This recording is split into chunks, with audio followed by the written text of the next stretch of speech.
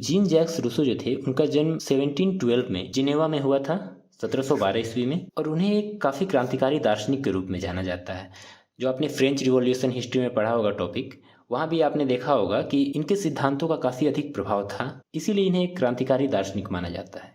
और उन्हें उस समय की सामाजिक और राजनीतिक व्यवस्था के खिलाफ काफ़ी कुछ लिखा था। जैसे उस समय जो पाखंड यानी जो हिपोक्रेसी सोसाइटी में थी, जो कृत्रिमता थी, क्रूरता थी, सहसंबंध और निरंकुशता का बोलबाला था। जो राजा होते थे उनके पास अनलिमिटेड पावर होती थी, अपने हिसाब से वो जनता का शोषण करते थे।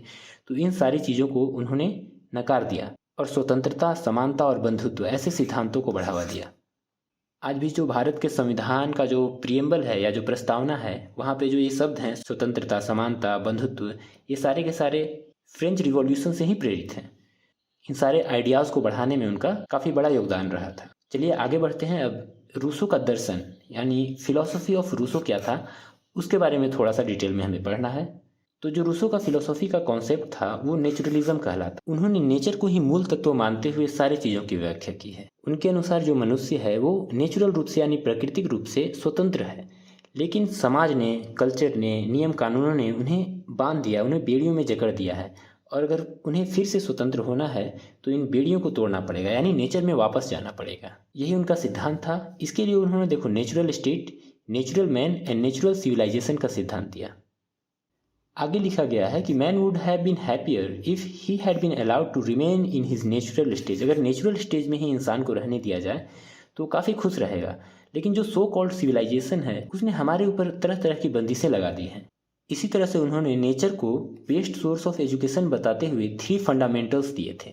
क्या क्या ये 3 फंडामेंटल्स थे? पहला था आइसोलेशन फ्रॉम सोसाइटी, दूसरा था इनेट tendencies of the child and तीसरा था contact with the natural environment.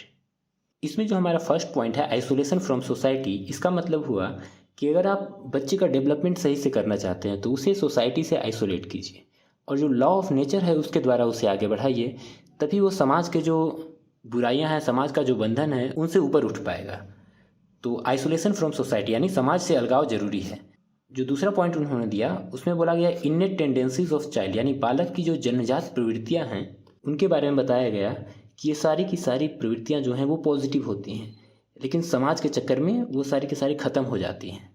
तो इसीलिए जो बच्चों की जन्मजात प्रवृत्तियां हैं उन्हें प्रमोट करने की बात की गई एक नेचुरल इन्वायरमेंट में।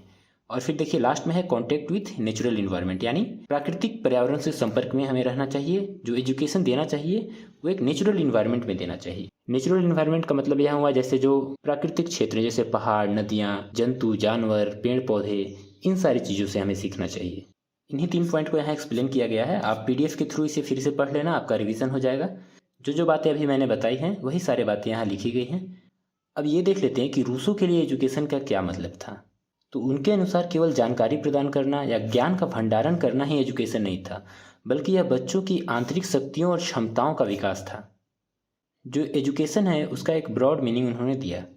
इसमें उन्होंने education from nature, education from man और एजुकेशन फ्रॉम थिंग्स, इसकी बात की। एजुकेशन फ्रॉम नेचर का तात्पर्य हुआ कि जो बच्चों की नेचुरल टेंडेंसीज है, जो उनके नेचुरल इंटरेस्ट्स हैं, उनको ध्यान में रखते हुए एजुकेशन प्रोवाइड किया जाना चाहिए। एजुकेशन फ्रॉम मैन का मतलब हुआ जो ह्यूमंस के द्वारा एजुकेशन दी जाती है, तो इसे उन्होंने सपोर्ट नहीं किया था। कम से कम जो इनिशियल स्टेज है वहाँ पे तो उन्होंने बिल्कुल फेवर नहीं किया था इसका। आगे है एजुकेशन फ्रॉम थिंग्स, यानी चीज़ों के द्वारा एक्सपेरिमेंट करके सीखना, तो इन पे उन्होंने काफ़ी जोर दिया था। तो ये 3 सिद्धांत कह सकते हैं एजुकेशन के बारे में जो रूसो का था। अब देखिए शिक्षा के प्रकार। रूसो ने एजुकेशन के टाइप को 2 टाइप में बांटा, एक पॉजिटिव एजुकेशन, एक निगेटिव एजुकेशन। और ये बोला कि शुरुआती समय में यानी जब बच्चे की आयु 5 से 12 वर्ष की हो तो उसे नकारात्मक शिक्षा दी जानी चाहिए।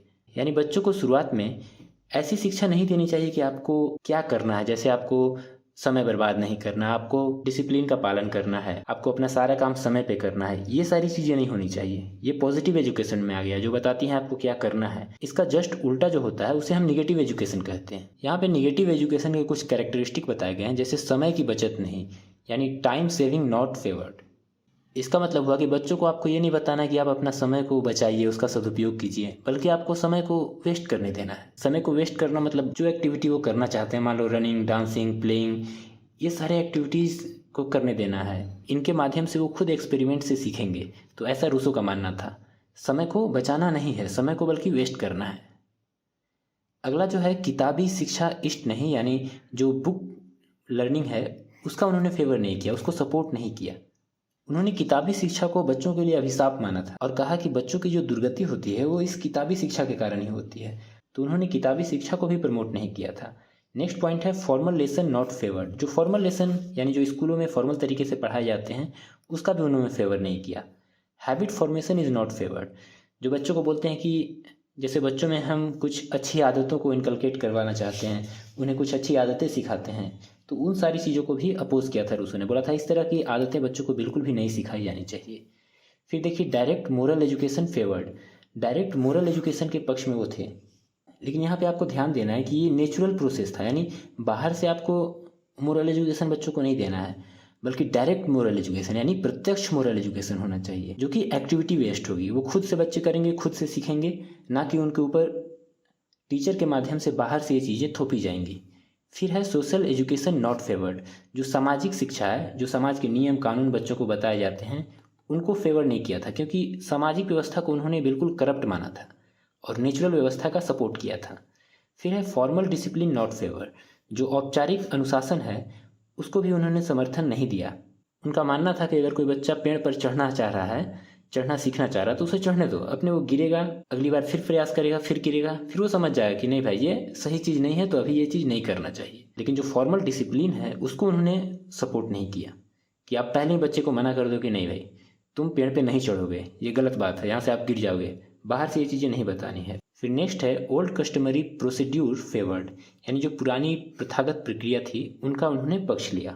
पुरानी परंपराओं से तात्पर्य है जो नेचुरल समय में, जो काफ़ी प्राचीन काल में जब व्यक्ति नेचर से बिल्कुल जुड़ा हुआ था, उस समय की जो प्रथाएं थी उनका उन्होंने फेवर किया। तो ये मतलब हो गया हमारे पास निगेटिव एजुकेशन का। और उन्होंने बच्चों को शुरुआती समय में नकारात्मक शिक्षा देने की ही बात की। अब फिर देखिए पॉजिटिव एजुकेशन के बारे में उन्होंने क्या कहा। तो जिसमें वर्बलिज्म यानी जो शब्दों का शुद्ध उच्चारण, शुद्ध महत्व, उसका शुद्ध डेफिनेशन, ये सब बताना हुआ, इस पे उन्होंने जोर दिया। फिर stress on duty, morality and religion, इस पे बल दिया। ये सारी चीज़ें पॉजिटिव एजुकेशन के अंदर आएंगी। स्ट्रेट ऑन स्ट्रिक्ट डिसिप्लिन, इस पे स्ट्रेस देना, डिसिप्लिन पे। Stress on social education, social education पे स्ट्रेस देना। और जो फॉर्मल हैबिट्स वगैरह जो आदतें होती हैं उन पे जोर देना, ये सारी चीज़ें पॉजिटिव एजुकेशन पे आती हैं। और रूसो के अनुसार पॉजिटिव एजुकेशन का क्या मतलब था, तो उन्होंने कहा कि मैं सकारात्मक शिक्षा उसे कहता हूँ जो दिमाग को समय से पहले विकसित करती है और बच्चों को उन कर्तव्यों का निर्देश देती हैं जो मनुष्य के हैं।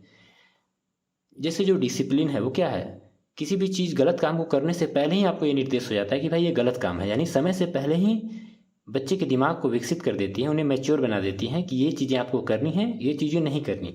तो उसे ही सकारात्मक शिक्षा कहा गया। और शुरुआती लेवल पे उन्होंने सकारात्मक शिक्षा पे बल नहीं दिया था, शुरुआती लेवल में उन्होंने निगेटिव एजुकेशन पे बल दिया। और आगे चल के जब बच्चे मैच्योर हो जाएं, उन्हें समझ में आने लगे, तब भले ही आप उन्हें पॉजिटिव एजुकेशन से इंट्रोड्यूस कराइए। अब देखिए डिसिप्लिन को लेकर के रूसो के क्या कॉन्सेप्ट थे। तो उन्होंने थोपे गए अनुशासन का विरोध किया था और बोला कि बच्चों को स्वतंत्र छोड़ दिया जाए और जो फ्री एटमॉस्फेयर होता है उसी में बच्चे अच्छी तरह से डेवलप कर सकते हैं और अपनी जो इन्नेट पावर्स हैं, इन्नेट एबिलिटीज़ हैं, उन्हें और बढ़ा सकते हैं। No punishment should be given to the child for improving his behaviour. और उन्होंने कहा कि बच्चों को आप सफ़र करने के लिए अलाउ कीजिए उनकी एक्टिविटीज़ के थ्रू, यानी अगर कोई गलत काम करते हैं तो अपनी एक्टिविटीज़ के थ्रू ही वो जान जाएंगे कि अरे भाई ये तो गलत है, इसका गलत परिणाम आ रहा है, तो वहाँ से वो सीखेंगे। For example, if the child puts his hand into fire, let him burn his hand and learn by the consequences. यानी अगर कोई बच्चा आग देखता है, उसमें हाथ डालता है, तो आप उसे रोकिए नहीं, बल्कि उसको डालने दीजिए हाथ, कि हाँ तुम हाथ डालो, हाथ तुम्हारा जल जाएगा तो तुम खुद समझ जाओगे कि अरे भाई इससे तो जलता है, तो इससे वो खुद से खुद सीख जाएगा। तो ऐसा इनका मानना था। तो ये रूसो की अवधारणा हो गई शिक्षा को लेकर के, अनुशासन को लेकर के। अब यहाँ पे आपको कुछ निगेटिव पॉइंट्स नज़र आ रहे होंगे, तो निगेटिव पॉइंट्स भी हमें ध्यान में देना है, क्योंकि पॉजिटिव चीज़ें तो हैं, लेकिन इनसे रिलेटेड जो निगेटिव पॉइंट्स हैं वो आपको ज़रूर ध्यान रखने चाहिए। जैसे पहला जो निगेटिव पॉइंट हम इसके बारे में बोल सकते हैं, उसमें आप कह सकते हैं कि इसमें एंटी सोशल एटीट्यूड है। जैसे अगर आप बच्चों को रिस्ट्रिक्ट नहीं करोगे कि ये चीज़ें गलत है, सही है, शुरू में मना ना करोगे, तो भाई वो एंटी सोशल हो जाएंगे। और ऐसा नहीं है कि समाज में जितना कुछ है सब कुछ बुरा ही है। समाज तो समय के साथ धीरे धीरे इवॉल्व हुआ है ना, तो ऐसा कहना कि समाज की सारी चीज़ें गलत हैं, उसे बिल्कुल नकार देना, वो सही बात नहीं है। तो ये इसका पहला क्रिटिसिज्म हो गया कि इससे असामाजिक मनोवृत्ति को बढ़ावा मिलता है, क्योंकि सामाजिक व्यवस्था में सब कुछ बुरा नहीं है।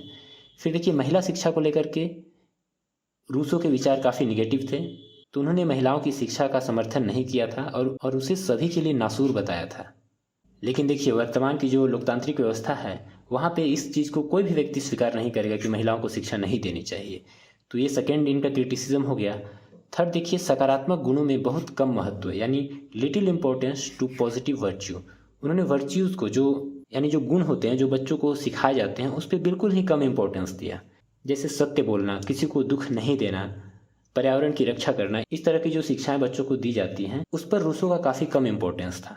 तो ये एक डिमेरिट हो गया। फिर है नो हायर आइडियल्स, यानी बच्चों के लिए कोई आदर्श की व्यवस्था यहाँ पे नहीं की गई। जैसे वर्तमान एजुकेशन सिस्टम की बात करें तो यहाँ पे आपको पहले के महापुरुषों के बारे में पढ़ाया जाता है, जो कि आपके लिए एक आदर्श के रूप में होते हैं, उनके जीवन से आप शिक्षा लेते हैं। लेकिन रूसो ने इस तरह के आदर्शों को बिल्कुल नकार दिया। और यहाँ पे लास्ट पॉइंट में रूसो का जो लिमिटेशन है वो दिया गया है कि फॉल्टी थ्योरी ऑफ डिसिप्लिन। जो डिसिप्लिन का थ्योरी उन्होंने दिया, जो अभी हम लोगों ने डिस्कस किया, वो एक दोषपूर्ण सिद्धांत है, क्योंकि उसे स्वीकार करना अभी के समय में तो बिल्कुल भी संभव नहीं है। भले ही आप बहुत कड़े लेवल पे, बहुत हाई लेवल पे बच्चों को डिसिप्लिन में ना रखिए, लेकिन उन्हें डिसिप्लिन में कुछ हद तक तो रखना ही पड़ेगा, वरना वो खुद के लिए भी खतरा बनेंगे और फिर अन्य लोगों के लिए, समाज के लिए भी खतरा बनेंगे। तो ये जो डिसिप्लिन का कॉन्सेप्ट था रूसो का, बिल्कुल फ्री छोड़ देना, वो भी रूसो के एजुकेशनल थ्योरी का या एजुकेशनल फिलॉसफी का एक लिमिटेशन ही है। तो इस तरह से हम लोगों ने रूसो के एजुकेशनल फिलॉसफी को जाना। अब हम नेक्स्ट वीडियो में जॉन डेवी के एजुकेशन फिलॉसफी के बारे में पढ़ेंगे। सेम इसी तरह से उन्होंने एजुकेशन को लेकर के क्या क्या कहा था उसके बारे में चर्चा करेंगे। फिर हम इंडियन थिंकर्स पे आएंगे और फिर स्वामी विवेकानंद और रविंद्रनाथ टैगोर, इनके बारे में मुख्य रूप से चर्चा करेंगे।